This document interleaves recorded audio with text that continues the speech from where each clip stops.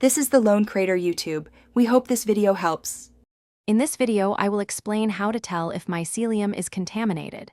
Start by scanning the surface visually for color shifts and odd spots, then smell carefully without close inhalation. Use a flashlight to inspect texture differences and moisture pools.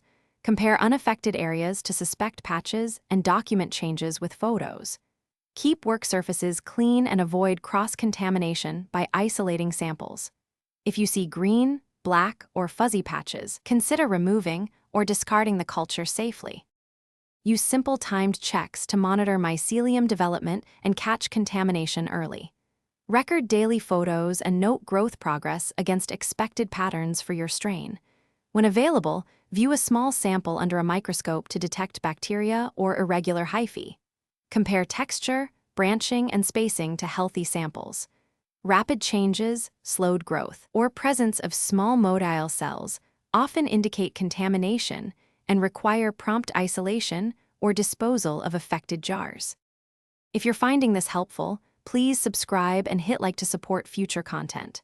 Quick recommendation: the Echo Dot smart speaker is perfect for ambient noise, timers, and voice control while you work, and it pairs nicely with a tidy lab setup.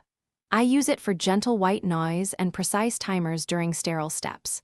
Check the description for the link and other deals, and now let's get back to the video. Prevention is your best defense against contamination, so establish clean habits early. Wipe down benches, sterilize tools, and work quickly when exposing substrates. Use flame sterilization for needles and maintain positive pressure or a still air box when inoculating. Quarantine new batches and avoid mixing them with established jars. Label everything and discard suspicious cultures responsibly to protect the rest of your operation and reduce future contamination risks. Thanks for watching. Consider subscribing if we helped you.